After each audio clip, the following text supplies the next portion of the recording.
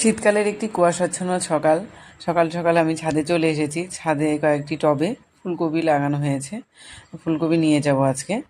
তো শীতকালে তো পকোড়া খেতে খুব ভালো লাগে, সেটা যে কোনো কিছুই হোক না কেন। তো আমি আজকে ফুলকপি দিয়ে পকোড়া বানাবো। তো ফুলকপি গাছটাকে প্রথমে আমি যে তুলে নিচ্ছি এরকম নাড়িয়ে নাড়িয়ে, আর এদিকে মাটিটাও আমি ছাড়িয়ে নিচ্ছি, কারণ ছাদে তো মাটি তোলা অনেকটা কষ্টের। তো মাটিটাকে ছাড়িয়ে, আর দেখুন মানে পাতাই বেশি হয়েছে, ফুলকপি তো একটুখানি হয়েছে, পাতাটাই অনেক বেশি। তাই হোক, এখন ঘরে নিয়ে যাব। ঘরে নিয়ে গিয়ে এটাকে আমি পিস পিস করে কেটেও নিয়েছি, আর এটাকে দিয়ে এখন আমি পকোড়া বানাবো। এটা ভাপানোর দরকার নেই, ভাপালে পরে একবারই গলে যায়। আর এদিকে একটা ব্যাটার বানিয়ে নিলাম, বেসন আর একটু আটা, লবণ, কালো জিরে, হলুদ, একটু যারা যারা ঝালখানি একটু শুকনো লঙ্কার গুঁড়ো দিয়ে দিবেন, আমি দিলাম না। তো একটা সুন্দর ব্যাটার বানিয়ে নিলাম। এখন এটাকে ফুলকপিগুলোকে এখানে ব্যাটারে মাখিয়ে গরম তেলে ভেজে নেব। এদিকে আমি তেলও গরম করতে দিয়ে দিয়েছি।